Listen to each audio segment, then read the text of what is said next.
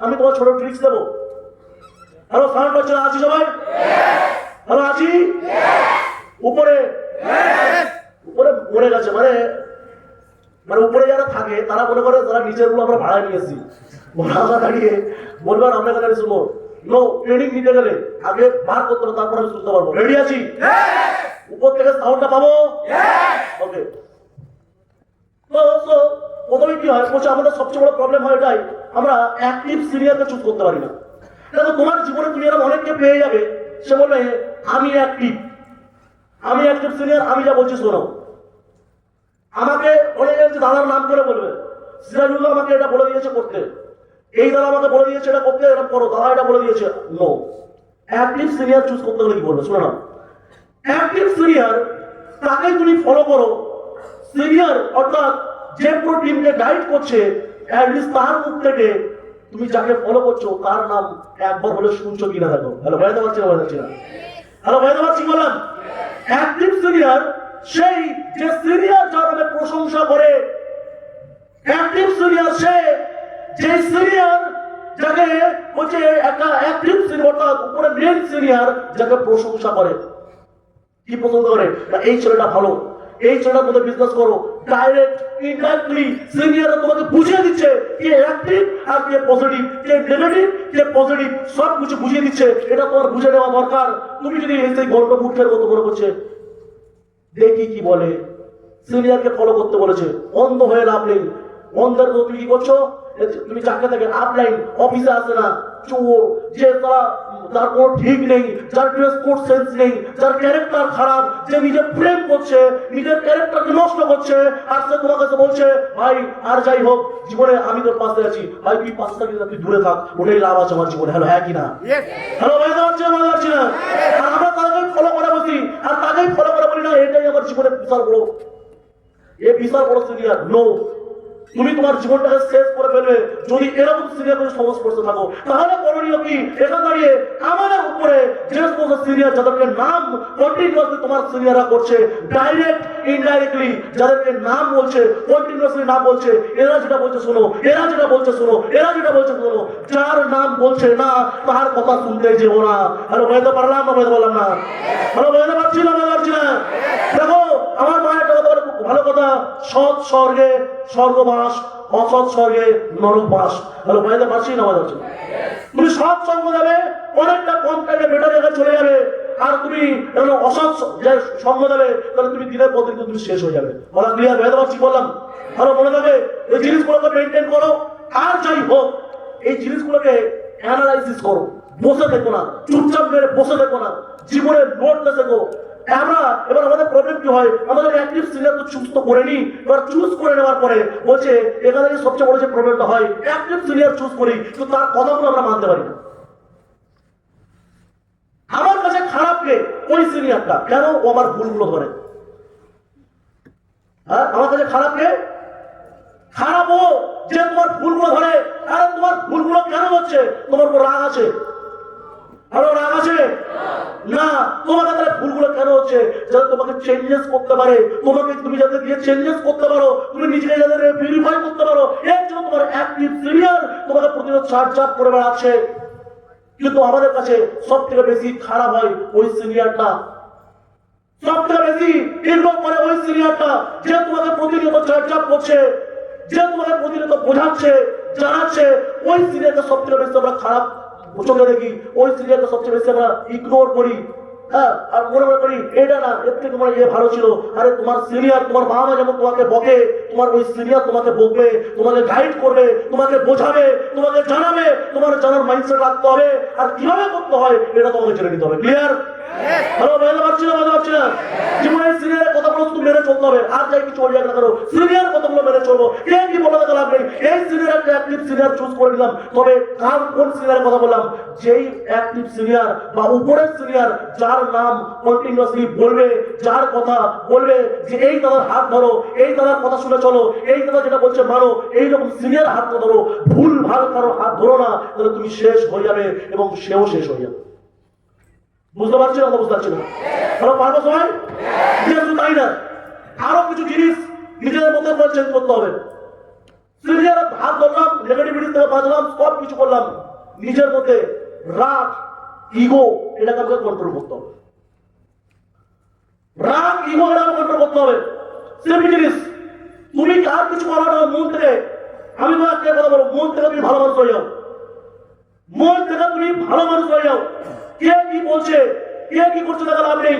আমি একটা গল্প বলেছিলাম, গল্পটা আসলে মনে আছে তোমার। এই পাহাড়ের চূড়ায় যখন তুমি উঠবে, তুমি যা বলবে তুমি ওটাই কিন্তু শুনবে। বললাম, পাহাড়ের চূড়ায় যখন তুমি উঠবে তখন তুমি যা বলবে, যেটাই বলবে তুমি ওটাই কিন্তু তোমার লাইফে তুমি শুনতে পাবে।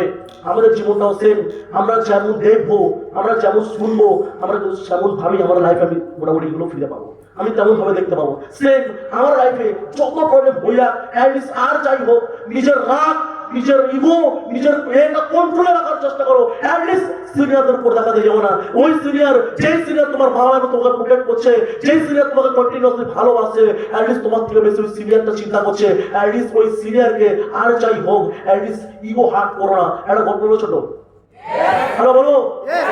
একবার কি হয়, একবার একটা ছেলে থাকে, যে ছেলেটার প্রচন্ড লেভেলের রাগ হয়, রাগ। তাহলে আমাদের হয়তো হয়তো একটা ছেলে থাকে যার প্রচন্ড লেভেলের রাগ হয়, এত লেভেলের রাগ, এত লেভেলের ইগো, তার বাবা মা পর্যন্ত পেরেশানি হয়ে যায় যে এত রাগ একে দিয়ে কন্ট্রোল করা যাচ্ছে না। তখন ওর স্কুল টিচার যে আছে, স্কুল টিচারকে বলে যে এর জীবনে প্রচুর রাগ, এই কিছু করো, আমরা কিছু করতে পারছি না, প্লিজ আপনারা কিছু করুন।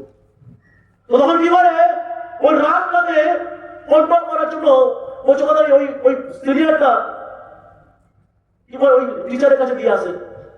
আর যখন টিচারের কাছে দিয়ে আসে, ওই টিচার বলে চলো আজকে আমরা পড়বো না, আমরা একটা আজকে গেম খেলবো, গেম। হ্যালো ভাই, তো আছি সবাই? হ্যালো আছি, ভেরি গুড। তোমরা বলে চলো আজকে গেম খেলবো। এটা তোমার পরে খুশি হয়ে যায়, আর খুশিতে বলে কি গেম বলো। বলছে তোমার যখন প্রচন্ড রাগ হবে, যখন তোমার প্রচন্ড রাগ হবে, তখন এখানে যে পিরেক গুলো দেখতে পাচ্ছ, পিরেক, বুঝি তো পিরেক, পিরেক বুঝি, তখন এই পিরেক গুলো নিয়ে ওই দেয়ালে খুব জোরে তুমি মেরে পিরেক গুলো যতটা পারবে তুমি ঢুকিয়ে দেবে। তবে পিরেকটা এখানে পাবে না, পিরেকটা আনতে গেলে একটু দূর থেকে তোমাকে আনতে হবে, বুঝতে পারছি? তো প্রথম দিন ও রাগ হয়, আর ও গিয়ে ওখানে গিয়ে মেরে 10টা পিরেক ওর মধ্যে ঢুকিয়ে দেয়। আর যখন 10টা পিরেক ওর মধ্যে মেরে ঢুকিয়ে দেয়, তখন ও ওখান থেকে দাঁড়িয়ে ঢুকিয়ে বার করে দেয়। প্রথম দিন 10টা পিরেক ওর মধ্যে টেনে ঢুকিয়ে দেয়, পুরো 10টা পিরেক মেরে ঢুকিয়ে দেয়। পরের দিন আমার রাগ হয়, আমার রাগ হওয়ার পরেও ওখানে দাঁড়িয়ে পরের দিন যেহেতু ডিস্টেন্সটা অনেকটা বেড়ে যাচ্ছে, ও রাগটাকে আবার কমাচ্ছে। তারপরের দিন 9টা পিরেক ঢুকিয়ে দেয়, মারে। তারপরের দিন 8টা, তারপরের দিন 7টা, তারপরের দিন 6টা। এই করতে করতে করতে করতে করতে করতে একটা সময় সে টিচারের কাছে বলে, টিচার আমার আর রাগ হচ্ছে না। আর বুঝতে পারছি না, বুঝতে পারছি না, আমার আর রাগ হচ্ছে না। রাগ কি আলটিমেট হচ্ছে না? রাগ হচ্ছে ডিস্টেন্স অনেকটা হার্ড করতে হচ্ছে। ওই জন্য কি বলছে, এটাকে কন্ট্রোল এতটাই করেছে, একটা টাইম পর তার রাগটা শেষ হয়ে গেছে। এবার কোচ বললো খেলা শেষ হয়নি, খেলা সবে শুরু হলো। এবার তোমার কোনো রাগ হয় না, বলছে না আমার কোনো রাগ হয় না। বলছে তোমার যদি রাগ যদি না হয়, তাহলে এবার যখন রাগ হবে না, তখন তুমি একটা করে পিড়ে ওখান থেকে টেনে টেনে তুলবে। বুঝতে পারছি না, কথা বুঝতে পারছি না? এই করতে করতে প্রায় 1 মাস, 1.5 মাস, প্রায় 2 মাস, 2.5 মাস ওই পিড়া গুলো শুধু ওখান থেকে তুলতে লেগেছে। আর তোলার পরে তখনও গিয়ে বলছে, টিচার আমি আজকে খুব হ্যাপি। কেন হ্যাপি? বলছে আমি এই পিড়া গুলো এখান থেকে টেনে টেনে তুলে নিয়েছি, আমার আজকে আর কোনো রাগ নেই, আজকে আর কোনো ইগো নেই। তখন টিচার বললো, এই নাও তোমার চকলেট, যেটা তুমি রেসপেক্ট করেছিলে, তোমাকে যেটা দেবে বলেছিলাম, এটাই তোমার গিফট। আর তখন গিফট হিসেবে তাকে চকলেটটা দেয়। আর ওখানে যারা সারা জীবনে মনে করে যে আমার আর কোনো এখানে কোনো ইগো নেই। কিন্তু যখন আবার ওকে ওই যখন টিচারটা বললো, আচ্ছা তুমি কি দেয়ালে কিছু দেখতে পাচ্ছ? বলে হ্যাঁ দেখতে পাচ্ছি। ওই দেয়ালে তো কোনো কিছুই নেই, দেয়াল তো ফাঁকা, সব পিড়াক আমি তুলে নিয়েছি। বলছে ভালো করে দেখো, ভালো করে তুমি দেখো, ওই পিরেক তুমি তুলে নিয়েছো, ভালো করে দেখো ওখানে কিছু তো আছে। বলছে হ্যাঁ, যে পিরেক গুলো ওখানে গিতেছিলাম, ওই পিরেকের ছিদ্র গুলো রয়ে গেছে। আর বোঝাতে পারলাম না, বলতে পারলাম না। বলছে এটাই তোমার জীবনে তোমার কোনো সিনিয়র উপর যখন তুমি ইগো দেখাও, রাগ দেখাও, তাদের দিলে তুমি আঘাত পৌঁছাও, সত্য তুমি সরি বলে মাপ তো চেয়ে নাও, কিন্তু আঘাতের দাগটা তুমি মেটাতে পারো না। হ্যালো ভাইয়াতে পারছি না ভাই? হ্যালো কথা ক্লিয়ার না? কথা ক্লিয়ার না? সেম আমাদের লাইফ এরকম, আমরা হয়তো রেগে যাই, রেগে যাওয়ার পরে কোনো সময় আমরা ওখান থেকে দাঁড়িয়ে তুলে নিই, বিরেট গুলো তো তুলে নিই, সিনিয়রের থেকে মাপ চেয়ে নিই, সিনিয়র আমার ভুল হয়ে গেছে, দাদা আমার ভুল হয়ে গেছে, আমাকে ক্ষমা করে দাও। সিনিয়র তো তোমাকে ক্ষমা করে দেয়, কিন্তু ওই যে দিলে যে আঘাতটা লেগেছে, ওই আঘাতটা আমার বাবা মারও সেম, আমার বাবা মার ক্ষেত্রে সেম, আমার সিনিয়রের ক্ষেত্রে সেম, ওই যে আঘাতটা লাগে, ওই আঘাতের দাগটা কিন্তু কেউ মেটাতে পারে না। ভাইতে পারছি না, ভাইতে পারছি না। এর জন্য জীবনে যতই প্রবলেম আসুক না কেন, যতই সমস্যা আসুক না কেন, ওখান থেকে একটাই মাইন্ডসেট করতে হবে, একটাই জিনিস তোমার মাইন্ডে রাখতে হবে, আর যাই হোক অ্যাটলিস্ট ইগোটাকে নিজে কন্ট্রোল করবো, নিজের ইগোটাকে রাখবো না। আমি একটা সময় কিভাবে রেগে যেতাম, প্রচুর রেগে যেতাম, বাট চেষ্টা করি আস্তে আস্তে আস্তে নিজেকে কন্ট্রোল করার, কারণ আমি একটা খুব ভালো মতো বুঝি যে জীবনে যদি এই বিজনেস করতে হয় তোমাকে সব থেকে একটা ভালো মানুষ হতে হবে, আর আমি মন থেকে যত তাড়াতাড়ি ভালো মানুষ হতে পারবো এই বিজনেস তত বেশি গ্রোথ খাবে। তাহলে আগে আমার কাছে সব থেকে মেইন যে জিনিসটা দরকার, মন থেকে একটা ভালো মানুষ হওয়া দরকার। Hello yes or no? Hello ভাইতে পারছি না, পারছি না? যদি আজকে দাঁড়িয়ে সিরাজুল ঘরে যদি ওখান থেকে আসতে পারে, তার কাছে একটা ভালো মানুষ, তাহলে আমি এখানে দাঁড়িয়ে প্রত্যেককে একটাই টার্গেট নেওয়া উচিত, বিজনেস হবে, বিজনেসটা বিজনেসের মতো করে হবে, কিন্তু মন থেকে একটা ভালো মানুষ হতে হবে। আর পারবো? হ্যালো ভাইতে পারছি না, পারছি না? জীবনে মাথা রাখবে, সিনিয়র তোমার অ্যাক্টিভ সিনিয়র তোমাকে বলবে এটাই ন্যাচারাল। কারণ এটা আগে একটা শুনে দেখছিলাম, এটা সিনিয়র উপরে রাগ থেকে রাগ করে কন্ট্রোল করার চেষ্টা করো, কারণ মিল্খা সিং এর কোশ্চেন করা ছিল, মিল্খা সিং কোশ্চেন করা হচ্ছিল, মিল্খা সিং আজকে দাঁড়িয়ে তুমি বলো তোমার সাকসেস জার্নি কি? বলছে সাকসেস জার্নি আর তোমাকে কি বলবো, আমি যখন এখানে দাঁড়িয়ে ঘুরতাম, এখানে দাঁড়িয়ে পুরো একবারে পুরো 10 মাস 20 পাক ঘোরার পরে আমি আমার মুখ থেকে রক্ত উঠে যেত, আর রক্ত উঠে যাওয়ার পরে তখন দাঁড়িয়ে বলতাম, কোচকে বলতাম আমি মনে হয় মারা যাবো, আর মিল্খা সিং এর কোচ তখন বলতো তুই সারা মারাই না, কিন্তু আর একবার তোকে মারতে হবে। হ্যালো বোঝাতে পারছি না, বলতে পারছি না? হ্যালো কথা ক্লিয়ার না? কথা ক্লিয়ার না? এটাকে চাকরিখানি ব্যাপার ভেবো না। আমাদের হলে আমরা তো একটুটাই বলি আমার সিনিয়র কি সাপোর্ট করে, আমার সিনিয়র কি করে তুমি জানো? ওর চেনো? আমাকে নিয়ে ছাড়িয়ে নেয়, আমাকে নিয়ে পড়িয়ে নেয়, আমার কোনো সাপোর্ট করে না, আমার দিকে দেখে না। আরে গান্ডু তুই যদি এখানে বুঝতিস তাহলে তুই ওখানে বসে থাকতি না, সিনিয়রের জায়গাটা তোর কাছে থাকতো। হলো ইয়েস অর নো? হ্যালো বুঝতে পারছি না, বুঝতে পারছি না? সিনিয়রের জায়গাটা তুই থাকতিস, এই পৃথিবীতে দাঁড়িয়ে ওই মিল্খা সিং তৈরি করেছে, ওই সচিন তেন্ডুলকার করেছে বিকজ অফ ওর কোচ। ওই কোচ বলো তুই মারা যা, তোর মুখ থেকে রক্ত উঠছে, ভাবো তো তুমি এরকম ছুটছো, ছুটতে ছুটতে তোমার মুখ থেকে রক্ত উঠে যাচ্ছে, তোমার সিনিয়র বলছে তুই সালা মারা যা, কিন্তু আর এক পাক তোকে মারতে হবে। এবার ভাবো তুমি ওখানে কি বলতো, তুমি বলে রইল ছোলা, ছোলা চললো ভোলা, কালকে থেকে আর আসবো না। হ্যালো হ্যাঁ কি না? হ্যালো বুঝতে পারছি না, বুঝতে পারছি না? আমার জীবনে একটা পার্সোনাল একটা এক্সপিরিয়েন্স আছে, বলবো? হ্যালো বলবো? আমার দাদা প্রথমে যখন স্মার্টফোন পাওয়ার আগে কম্পিউটার শিখতো, আমিও কম্পিউটার শিখতাম। তো আমার মা আর বাবা দুজন মিলে আগে বলতো এই কম্পিউটার শেখাতে পারছিস না, তুই শুধু একা বড় জায়গায় চলে যাচ্ছিস, কম্পিউটার শিখছিস আর ওকে শেখাতে পারিস না, কম্পিউটার শেখা। তো আমার দাদা দেখছে শেখাই, বাড়িতে একটা ছোট মনিটর ছিল, কম হার্ড ডিস্ক ছিল, কম একটু মানে হার্ড ডিস্ক একটু কম, ওটা নিয়ে আমাকে বসিয়ে দিয়ে বলছে এটা এরকম ভাবে করবি। আর আমি প্রথম অন করেছি, অন করে প্রথম এরকম মাউথ সেটিং করছি, আর প্রথমে কি হয় ওই তীরটা এদিক চলে যায়, এদিক চলে যায়, কন্ট্রোলে থাকে না। তো আমি কন্ট্রোলে আমার দাদা মাথায় চলে ধরে আর বলছে ভালো করে করতে পারিস না। তখন ওই যে রেগে যায়, বলছি সারা তুই কর বলে ওর উপর আছাড়া মেরে ওখান থেকে বেরিয়ে চলে এসেছি, তার পক্ষে আজ পর্যন্ত কম্পিউটার হাত দিয়ে গেছে। হ্যালো বোঝাতে পারছি না, বোঝাতে পারছি না? হ্যালো কথা ক্লিয়ার? দোস্ত ওখান থেকে আমাদের হচ্ছে যদি আমাদেরকে কেউ মিল্খা সিং এর মতো যদি কেউ বলতো যে মুখ থেকে রক্ত উঠে যাচ্ছে, যদি কেউ বলতো যে আর যাই হোক আর এক পা মার, মরবি মর, নো প্রবলেম, আর এক পা মেরে মর, তখন মনে করতাম সারা এই কোচ না চাল্লা। আর ইয়েস অর নো? কিন্তু ওর কোচ জানতো যে এখানে দাঁড়িয়ে ওর এক পাকে ওকে এই 10 পাক ওকে ম্যারাথন মারাবে না, এই 10 পাক ওকে গোল্ড মেডেল জেতাবে না, এই যে এক পাকটা মারছে এটাই যে মিল্খা সিং বানাবে। Hello yes or no? Hello বুঝতে পারছি না? এই পৃথিবীতে প্রত্যেকটা মানুষকে তুমি দেখাও, প্রত্যেকটা মানুষকে তুমি দেখাও জীবনে যারা ওখান থেকে দেখতে স্বপ্ন ছিল, মজবুত স্বপ্ন ছিল। তোমার কি মনে হয় আমরা চান্দু চ্যাম্পিয়ন করতে গেলে চলো ইয়ে করো? আমরা দেখেছি এই চান্দু চ্যাম্পিয়ন আমাদের একটা মেসেজ দেয়, যে চান্দু চ্যাম্পিয়ন একটা কথা বলে যে চান্দু চ্যাম্পিয়ন যদি তোমাকে হতে হয় তাহলে চান্দু চ্যাম্পিয়ন হতে গেলে তোমার মধ্যে কেউ হৌসলা রাখতে হবে, হসলা, তোমার স্বপ্নের জন্য তোমার লোক তোমাকে নেগেটিভিটি দেবে। ভালো রাখো, একটা ছেলে 10 বছর প্র্যাকটিস করে, 15 বছর প্র্যাকটিস করে, আর এই 15 বছর প্র্যাকটিস করার পরে তারপরে যখন চান্দু চ্যাম্পিয়ন যখন গোল্ড মেডেলের জন্য যখন যায়, তখন ওর কোচ ওকে বলে গোল্ড মেডেল খেলার জন্য তুমি এই যে 15 বছর কুস্তি শিখেছো এটা বেকার, এবার তোমাকে বক্সিং শিখতে হবে। ওই 15 বছর প্র্যাকটিস করার পরে একটা ছেলে বক্সিং এর জন্য আবার যায়। কি বোঝাতে পারছি না? বোঝাতে পারছি না? আর বোঝাতে পারছি বলতে যাচ্ছি, আমার বক্সিং এর জন্য যায়, আমার বক্সিং প্র্যাকটিস করে, হেভি বক্সিং খেলে, বক্সিং খেলতে খেলতে ওর কোচের মাথায় একটা জিনিস আসছিল, এবার মনে হয় মালটা তারা কিছু হবে, এবার মনে হয় মালটা তারা কিছু হবে। আমি জীবনে কিছু করতে পারিনি, বাট আমার শিষ্য এ করতে পারবে আলটিমেট। আর যখন ওই চান্দু চ্যাম্পিয়নের কোচকে বলে চলো সাবাসি দেয়, তখন ও ওভার ম্যাচ গুলো দেখে, কোচ যেমন বলে তেমন ভাবে ফাইট গুলো দেখে। আর ফাইট গুলো দেখার পরে ও কি করে, ওই যে ফাইট গুলো করতে করতে একটা সময় ও সেমিফাইনালে উঠে যায়। আর তখন তার জীবনে আবির্ভাব ঘটে একটা সুন্দরী মহিলা। ইফ ইউ ডোন্ট মাইন্ড, মেয়েরা এখানে যারা আছে দেখো, উপরওয়ালা মেয়েদেরকে কত 17 কলা দিয়েছে, তাই তো? 17 কলা দিয়েছে। তোকে বলতে মেয়েটার ওই টানা টানা চোখে ও পিকলে গিয়েছে, পিকলে। ভেদে বললাম না, ভেদে বললাম না। তো তখন কি হয়, ওই চান্দু চ্যাম্পিয়নকে বলছে স্যার মিষ্টি একটা স্মাইলিং মেরে, মিষ্টি একটা স্মাইলিং বলছে স্যার একটা অটোগ্রাফ প্লিজ, একটা ইন্টারভিউ, ছোট্ট একটা ইন্টারভিউ। ও মনে করছে সারা এই তো যার পিছনে ভূতা বই তো এসছে, এবার তো এটাই টাইম। ওর কোচ বলছে নজর হাঁটি তো দুর্ঘটনা ঘটি, নজর হটানো যাবে না। আমাদের মনে হয় আমরা কিছু ছেলেমেয়ে করি, সিনিয়রকে প্রশ্ন করে সিনিয়র ভালো করে না, করো না। সিনিয়র তখন আমরা সিনিয়রকে মানাই না এরকম ভাবে, না দাদা দাদা দাদা দুদিন, না না একদিন, না 2 ঘন্টা, এই যাবো আর আসবো। হ্যালো ইয়ে করলো, হ্যালো ভাই আছি।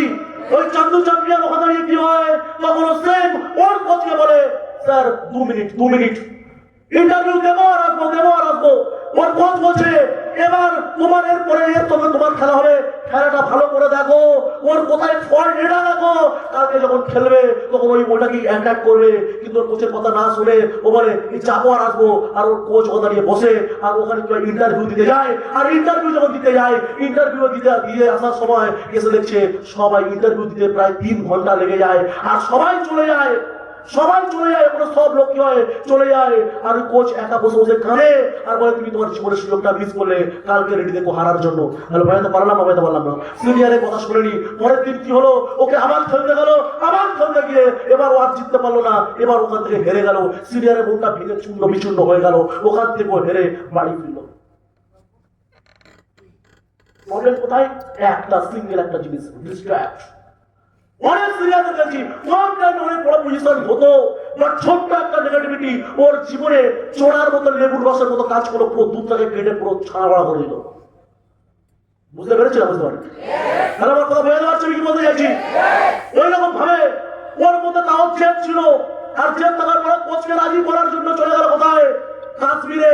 প্রায় 2 বছর পর কাশ্মীরে গেল যে আমি আবার লড়তে চাই, কিন্তু কোনো না কোনো ভাবে কোচ বললো না এরকম ভাবে হবে না, কোচকে রাজি করালো। আর ওই সময় দাঁড়িয়ে কাশ্মীর অ্যাটাক হলো। আর যখন কাশ্মীর অ্যাটাক হলো তখন দাঁড়িয়ে ওর মাথায় 9খানা গুলি লাগলো, কোচের গুলি লাগলো, পুরো জীবনটা পুরো শেষ হয়ে গেল। বাড়ির লোক দেখতে এসে বলছে কি বলতো জীবন এরকম শেষ হয়ে গেছে, জীবন তো শেষ, বাড়ি গিয়ে কি করবি? বাড়ির ভাই এসে বলছে আর বাড়ি গিয়ে কি করবি, এখানে থাক, এখানে তাহলে সুবিধা থাকবে, বাড়িতে কে তোর ডাক্তার দেখাবে, কে তোর পায়খানা পরিষ্কার করবে, কে তোর এগুলো কেউ করতে পারবে না, তুই এখানে আছিস, ভালো আছিস, এখানে থাক। তখন বসে বসে কাঁদলো আর বললো সাদা যাদের জীবনটাই শেষ করে দিলাম, তারা একটা সময় আমাকে সলিউশন দিয়ে চলে যাচ্ছে, এখানে থাক, জীবনে আর যাই হোক সব কিছু করে দেখাবো। ওখান থেকে ও টার্গেট নিল আমি সুইমিং করবো। আর হয়ে পারছিল কেন? এর পিছনে রিজাল্ট আছে, ও মরতে যায়, অনেকগুলো ঘুমের ওষুধ খেয়ে নেয়, ওখানে অনেক দারুর সঙ্গে ঘুমের ওষুধ খেয়ে নেয়, তারপরেও ও মরে না। আর তখন বলে আমি চাইলেও যখন মরতে পারছি না, মানে আমার দ্বারা হিস্ট্রি হবে। আর ওখানে দাঁড়িয়ে হিস্ট্রি তৈরি করতে যায়, আর হিস্ট্রি যখন তৈরি করতে যায় তখন ওখান থেকে দাঁড়িয়ে ওই চান্দু চ্যাম্পিয়ন সুইমিং এ নামে। আর সুইমিং এ যখন নামে তখন কি গোল্ড মেডেল পায় না? সুইমিং এ নামার পরে যখন সুইমিং খেলতে যায়, সরকারকে অনেক রিকোয়েস্ট করার পরে যখন সুইমিং করতে যায়, তখন ওখানে দাঁড়িয়ে কি হয়, প্রবলেমটা এটাই হয়ে দাঁড়ায়, তখন ওই বছর সুইমিং পুরো বন্ধ থাকে, পুরো জীবন পুরো শেষ। কোথা থেকে? সিঙ্গেল মাইন্ড ডিস্ট্রাক্ট হয়ে গেছে একটা মেয়ের থেকে, ব্যাস ওখান থেকে পুরো জীবন শেষ। এবার পরবর্তীতে ওখান দাঁড়িয়ে পুরো বয়স হয়ে যায়, কিন্তু উদ্দেশ্য কি ছিল? উদ্দেশ্য ছিল আমি যেই গ্রামে থাকবে গ্রামকে ডেভেলপমেন্ট করতে হবে, গ্রামে বিদ্যুৎ পৌঁছাবে, গ্রামে অনেক কিছু থাকবে, ওই গ্রামটা ডেভেলপমেন্ট হবে। তখন এটার জন্য যখন কোনো একটা পুলিশ স্টেশনে গিয়ে বললো দেখো আমি অর্জুন অ্যাওয়ার্ড পাওয়ার যোগ্য, তখন অর্জুন অ্যাওয়ার্ড পাওয়ার জন্য যখন সরকারকে যখন গিয়ে লিখিত জানাতে গেল, তখন ওর কথা হাসি মজাক ভাবে সব উড়িয়ে দিল। লাস্ট পর্যন্ত ওর নিজের টাকা দিয়ে বাড়ির আজকে গ্রামের রাস্তা বানানো স্টার্ট করলো। এটা যখন মিডিয়াতে পুরোপুরি ছড়িয়ে গেল, তখন ওখান থেকে দাঁড়িয়ে আর দেখো যে লোকটাকে তখন পুরো হিস্ট্রি বেরিয়ে এলো, বলছে আর্মিতে এসেছিল, আর্মি চেক করো, আর্মির পুরো ডিটেলস চেক করা হলো, দেখছে ওটা আর কেউ না, ওটা আমাদের দেশের একটা বীর যোদ্ধা। বলছে এত মোটিভেশন দেখার পরে ওখানে রাষ্ট্রপতিকে ডাকছে যে তোমাকে অ্যাওয়ার্ড দেওয়ার জন্য। ও বলছে আমি আর অ্যাওয়ার্ড চাই না, খুদ রাষ্ট্রপতি ওখানে দাঁড়িয়ে ওখানে দাঁড়িয়ে ওর বাড়িতে এসে আর ওই চাঁদু চ্যাম্পিয়নের বাড়িতে এসে বলছে তুমি রাষ্ট্রপতি, আজকে আমি তোমার বাড়িতে এসে তুমি এই অর্জুন অ্যাওয়ার্ডের যোগ্য না, তোমাকে যদি দিতে হয় পদ্মশ্রী অ্যাওয়ার্ডের যোগ্য, আমি তোমাকে পদ্মশ্রী অ্যাওয়ার্ড দিলাম। হ্যালো ইয়েস বাবা, ও সাকসেসফুল আর ওকে পদ্মশ্রী অ্যাওয়ার্ড দেওয়া হলো।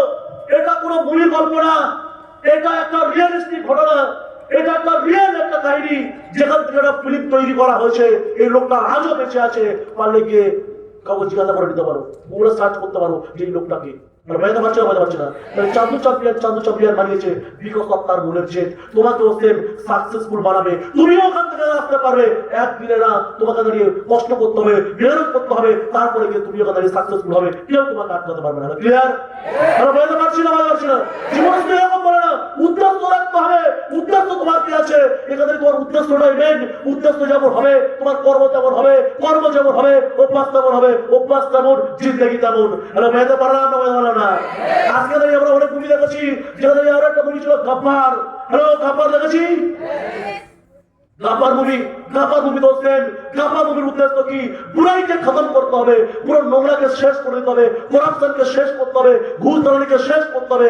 এটা হচ্ছে কি গাব্বার সিং মুভির একটা কাহিনী, যে গাব্বার সিং কি করে ভেতর থেকে পুরো প্যানেল পুরো সেটকে সাফ করে দেয়, পুরো প্যানেলকে শেষ করে দেয়। আর ওখান থেকে দাঁড়িয়ে একটা টাইম পর তারপরেও দাঁড়িয়ে প্রত্যেকে গাব্বারকে চেনে না, গাব্বারকে জানে না, তারপরে লোকের ড্রিম সেট হয়ে যায় যেখানে দাঁড়িয়ে কোন মানেগা গাব্বার। হ্যালো মাইতে পারছি না, লোকের ড্রিম সেট হয়ে যায় আমি গাব্বার হতে চাই, গাব্বার ঠিক বলছে।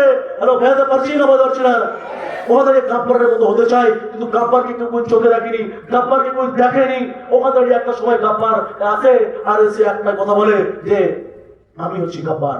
হ্যালো বোঝাতে পারছি না, তখন লোক সব হয়ে যায়, পুরো মিডিয়া চলে আসে, পুরো দুনিয়া একদিকে হয়ে যায় যে গাব্বার কাছে নিজে ধরা দিয়েছে কে এই গাব্বার। আর ওই গাব্বার আজকে দেশের জন্য কাজ করেছে, পুরো দেশের জন্য কাজ করেছে, বুড়াইকে শেষ করেছে, কিন্তু গলত তরিকাতে এর জন্য সরকারকে দাঁড়িয়ে সম্মানকে বলছে দেখো আমি তোমাকে রেসপেক্ট করি, কিন্তু তুমি যেই রাস্তাটা তুমি যেটা কাজ করেছো এটা ভালো কাজ, বাট যে রাস্তাটা তুমি চুজ করেছো এটা হচ্ছে গলত। হ্যালো বোঝাতে পারলাম না, এর জন্য পুরো নেক্সট এরকম না করতে পারে, এর জন্য তোমাকে ফাঁসি দিতে হবে। আর ফাঁসি দেওয়ার জন্য যখন ওকে রাস্তা দিয়ে নিয়ে যায়, তখন পুরো রাস্তার পুরো লোক ওই কাপড়ের গাড়ি পুরো ঘিরে নেয়, যেখানে কাপড়ের গাড়ি তো এক পাও সামনে পিছনে হতে পারছে না। তখন পুলিশ তাকে গিয়ে গাব্বারকে বলে দেখুন স্যার, এটা আপনার সহযোগিতা ছাড়া আমরা এটাকে সম্পূর্ণ করতে পারবো না। তখন গাব্বার ওখানে নিচে বেরিয়ে আসে, আরো কোলাহল জেগে ওঠে, আর গাব্বার পুরো গাড়ির ছাদে ওঠে, আর গাড়ির ছাদে উঠে একটা কথা বলে এই ইয়াং জেনারেশন চাইলে অনেক কিছু করতে পারে, এই জেনারেশন গাব্বারকেও আজকে বড় গাব্বার হতে পারে, তবে হ্যাঁ এর জন্য তোমাকে সঠিক পজিটিভ মাইন্ডসেট তোমাকে রাখতে হবে। গাব্বার আজকে আমি মারা যাচ্ছি, এরা যদি আমাকে এরকম কোনো কারাপশন আসে, এরকম হাজারো গাব্বার তৈরি হবে। Hello yes or no? Hello বোঝাতে পারছি না। আর ওই গাব্বার যখন আমার তৈরি হয় তখন পুরো গাড়ি নিয়ে যেতে যায় না, তখন ওখানে দাঁড়িয়ে গাব্বার বলে গাড়ি কেউ আটকাবে না, গাড়ি ছেড়ে দেবে, আমি ঠিক কাজ করেছি, বাট আমি যে রাস্তাতে কাজ করেছি এটা হচ্ছে গলত, এর জন্য এটা ভুল রাস্তা। দোস্ত এই ভুল রাস্তাটা তোমাকে চুজ করার জন্য আমাকে ফাঁসিটা হতে দাও, কেউ আটকাবে না। ওর কথা মতো কেউ আটকায় না। কিন্তু লাস্ট গাব্বার সিং একটা কথা বলেছিল যে কোন মানেগা গাব্বার। হ্যালো দুনিয়া আওয়াজ মেরেছিল হাম মারেঙ্গে গাব্বার। হ্যালো সেম যদি তোমাদেরকে বলতে হয়, এই স্মার্ট ভারতে অনেক ফ্যামিলি ছিল যাদেরকে দাঁড়িয়ে কেউ চিনত না, আজকে বিকাশ ঘোষ তাদেরকে উঠে দাঁড়িয়েছে, বিকাশ ঘোষ উঠে দাঁড়িয়েছে। সেমভাবে আজকে তোমাকে যদি কেউ কোশ্চেন করে কোন মানেগা বিকাশ ঘোষ ও দাঁড়িয়ে আমাকে দাঁড়িয়ে ভিতর থেকে আওয়াজ মারতে হবে আর একটা কথা বলতে হবে, হাম মারেঙ্গে Bikash Ghosh. Hello, are you ready? Hello, are you ready? যদি বলা যায় কম মানেগা সিরাজুল গোলামি, हम बोलेंगे हम मानेंगे सिराजुल गोलामी। हेलो, यस और नो? हेलो, यस और नो? कौन मानेंगे? जल्दी जिज्ञासा करे कौन मानेंगे? आज के राहुल रॉय आवाज मारते হবে কি? हेलो, कौन मानेगा विकास घोष? कौन मानेगा सिराजुल गोलामी? कौन मानेगा इमरुजा परवीन?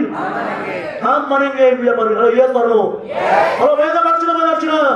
हेलो, এই আওয়াজটা তুলতে পারবো? हेलो, এই আওয়াজটা থাকবে?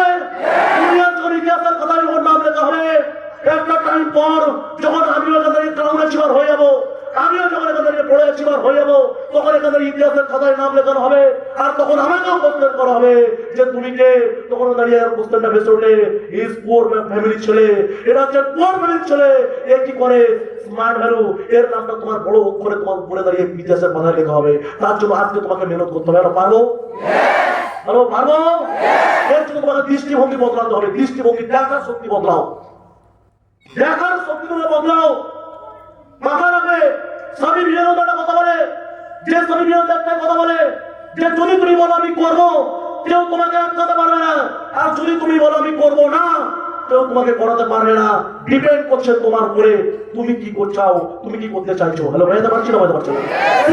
দৃষ্টিভঙ্গিটা বদলাও, চেঞ্জ করো, নিজের ব্রেক মেকার নামেরিয়াকে চেঞ্জ করো। আমি তোমাকে একটা গল্প বলি, ছোট্ট একটা গল্প, ভালো মতো বোঝার চেষ্টা করো। একবার একটা জায়গায় আর্ট, কে কত ভালো আর্ট করতে পারে একটা পরীক্ষা হয়। ওয়ার্ল্ডের বড় বড় আর্টিস্ট সেখানে চলে আসে। কেন? কারণ ওই আর্টিস্টদের অনেক বড় একটা অ্যামাউন্টের প্রাইজ দেওয়ার কথা ছিল, অনেক বড় একটা অ্যামাউন্টের প্রাইজ। আর যখন ওখানে আসে তখন অনেক সুন্দর সুন্দর আঁকে, ওই আঁকার মধ্যে দিয়ে 100টা শর্ট লিস্ট করে। আর শর্ট লিস্ট করে দাও, শর্ট লিস্ট করে 100 করা শর্ট লিস্ট। আর ওই 100 করা যখন শর্ট লিস্ট করে, এই শর্ট লিস্ট করার সময় পরের দিনের ডেট দেয় যে এই ডেটে আঁকা হবে, আর যেখানে প্রায় 5 কোটি টাকার উপরে প্রাইজ দেওয়া হবে, প্রচুর বড় একটা অ্যামাউন্টের প্রাইজ। তাদেরকে দেবে, আর্টিস্টদেরকে দেওয়া হবে। সবাই আঁকে, একটা লোক আঁকে যে কি সুন্দর একটা পাহাড়, আর পাহাড় দিয়ে জল বেরিয়ে আসছে, আর কত সুন্দর ঝর্ণা পড়ছে, ঝিলমিলিয়ে আসছে, ঝিলমিল ঝিলমিল ঝিলমিল করছে, হেভি চমকাচ্ছে, মারাত্মক লাগছে। আর একটা জায়গা, আর একটা লোক আগে যে পুরো একটা বাদল দিন, মৌসুমটা বিকাল, পুরো বিকাল বিকাল মৌসুম, আর আকাশে তারা ফুটেছে, আকাশে তারা ফুটেছে। আর ওই সময় দাঁড়িয়ে পুরো নদীর জল একদম পুরো ঠান্ডা, আর যেখানে দাঁড়িয়ে পুরো দাঁড়িয়ে আছে, কোনো জায়গায় চলাফেরা করছে না, নদীর জল পুরো স্থির হয়ে আছে। যখন স্থির হয়ে আছে তখন দাঁড়িয়ে আরেকটা আর্ট, এটা হলো 3 নম্বর আর্ট যে আছে, দেখছে সূর্য উঠেছে, আর জ্যৈষ্ঠী মাসের বলছে ঘাস হয়েছে, ঘাস ফুল ফুটেছে, হাওয়ায় দুলছে, এখানে হালকা সূর্য ডুবছে, এরকম 3খানা 4খানা আর্টিস্ট শর্ট লিস্ট হয়েছে। হ্যালো, ভাইতে পারলাম না? ভাইতে পারলাম না? একটা টাইম পর এবার মেইন টাইম, যে মেইন টাইমে পুরোপুরি ক্যালকুলেশন করা হবে যে কে বড় অ্যামাউন্টের প্রাইসটা পাবে, কে সব থেকে ভালো করেছে। তো যখন পর্দা থেকে সরানো হয় তখন দেখছি ওখানে দাঁড়িয়ে সব মিডিয়ারা ওখানে বিশাল এক্সাইটের সঙ্গে ক্যামেরা নিয়ে দাঁড়িয়ে আছে, ক্যামেরা নিয়ে। আর যখন ক্যামেরা নিয়ে দাঁড়িয়ে আছে তখন দেখছে যে পুরো সব, যখন পর্দাটা আস্তে আস্তে আস্তে আস্তে সরে যাচ্ছে, সরে যাওয়ার পরে দেখছে ওরা মাথা চুলকাচ্ছে, মনে করছে এই ছবিটা এখানে কেন? কারণ যেই ছবিটা ওখানে রাখা হয়েছিল সেই ছবিটা একটা বাদল দিন, বৃষ্টির দিনে প্রচন্ড টর্নেডোর মতো ঝড় হচ্ছে, হ্যাঁ, চারদিকে শুনশান ঝোড়ো হাওয়া বইছে, এটা এখানে রাখা হয়েছিল। মনে হয় জজ ভুল সিলেক্ট করেছে। ওরা চলে গেল কার কাছে? চলে গেল ওখানে যে জজের কাছে গিয়ে বলে, স্যার আপনি কি ভুল সিলেক্ট করেছেন? বলছে আমি ভুল সিলেক্ট করে ঠিক সিলেক্ট হয়েছে ওখানে। ওখানে চলে গেল, এবার যে ওদের ম্যানেজার তার কাছে গিয়ে বলছে এটা কি ভুল করেছে? এত সুন্দর সুন্দর থাকতে, এত সুন্দর, কত সুন্দর সুন্দর শান্তিতে, হ্যালো, যে আর্টগুলো হচ্ছে শান্তির, তো হ্যালো, ইয়ে করো, শান্তির কত সুন্দর সুন্দর আর্ট হয়েছে। এখানে একটা পাহাড় থেকে জল, এখানে দাঁড়িয়ে বিকাল মৌসুম, এখানে দাঁড়িয়ে হালকা, এখানে দাঁড়িয়ে শীতকালের ওয়েদার, যেখানে ঘাসগুলো হয়েছে কত সুন্দর সুন্দর, আর একটা ঝোড়ো হাওয়া এখানে রেখে দিয়েছে। তখন ম্যানেজারকে বললো, যে তুমি হয়তো দেখেছো যেখানে এই ঝোড়ো হাওয়া আর টর্নেডো দেখেছো, তুমি আলটিমেট ওখানে দাঁড়িয়ে রিয়েলটা দেখতে পারোনি, কারণ ওখান থেকে দাঁড়িয়ে একটা ওই ঝোড়ো হাওয়ার মধ্যে একটা ছোট্ট বাড়ি আছে, যেই বাড়ির মধ্যে ছোট্ট একটা খিড়কি অর্থাৎ জানালা আছে, আর যেই জানালায় একটা ছোট্ট একটা লোক দাঁড়িয়ে আছে, আর যে দাঁড়িয়ে দাঁড়িয়ে বাইরে প্রচন্ড ঝড় হচ্ছে কিন্তু সে পুরো নিজেকে শান্ত রেখেছে আর মিচকে একটা স্মাইলিং মেরে আজকে হচ্ছে ওটাকে উপভোগ করছে। হ্যালো বেড়াতে পারছি না, বেড়াতে পারছি না। তো আজকে দাঁড়িয়ে আলটিমেট শান্তি এটা নয় যে বিশাল সুন্দর জায়গা মানে এটা শান্তি নয়। যদি তার মনে শান্তি না থাকে, কোনো লোককে যত সুন্দর জায়গায় নিয়ে চলে যাও না কেন, সে জীবনে কোনো শান্তি খুঁজে পাবে না। Hello yes or no? Hello বেড়াতে পারছি না, বেড়াতে পারছি না। সেম এখান থেকে দাঁড়িয়ে যত প্রবলেম হোক না কেন, এই গল্প থেকে এটাই শেখা যায়, যত প্রবলেম হোক না কেন, যত সমস্যা তোমার লাইফে হোক না কেন, শুধু ওখানে দাঁড়িয়ে মুখে একটা মিচকে একটা স্মাইলিং রাখো আর ওখান থেকে দাঁড়িয়ে যা হচ্ছে পুরোটাকে অনুভব করার, ফিল করার চেষ্টা করো। হ্যালো ভাইতে পারলাম না, ভাইতে পারলাম না? হ্যালো কথা ক্লিয়ার? জীবন তোমাকে শেষ করতে পারবে না, জীবন তোমাকে আরো অনেক দূর নিয়ে চলে যাবে, জীবনে তুমি চাইলে আর অনেক কিছু করতে পারবে। সেম দেখার দৃষ্টিভঙ্গিটা পাল্টাতে হবে। হ্যালো পারবো? Hello ready? Hello ready? যাই হোক, যতক্ষণ কমিউনিকেশন করলাম প্রত্যেকটা কথাগুলো, প্রত্যেকটা জিনিসগুলো একটু ভালো মতো করে যে কথাগুলো বললাম অবজারভেশন করার চেষ্টা করবে যে কোন কথাগুলো আজকে বললাম। অনেকের হয়তো মনে হতে পারে আমি এই ভুলগুলো করি, যে ভুলগুলো যদি তুমি করো নিজেকে চেঞ্জ করে নাও, নিজেকে আরো চেঞ্জ করো, কারণ মাথা রাখবে যদি নিজেকে চেঞ্জ না করতে পারো তুমি আলাদা কিছু করতে পারবে না। সিম্পল জিনিস, নিজেকে চেঞ্জ করো প্রথমে, মন থেকে একটা ভালো মানুষ তৈরি করো। আমরা আগেও চলতাম, এখনো চলছি, পরবর্তীতেও চলবো। হ্যালো ভাই পারছো না, ভাই পারছো না?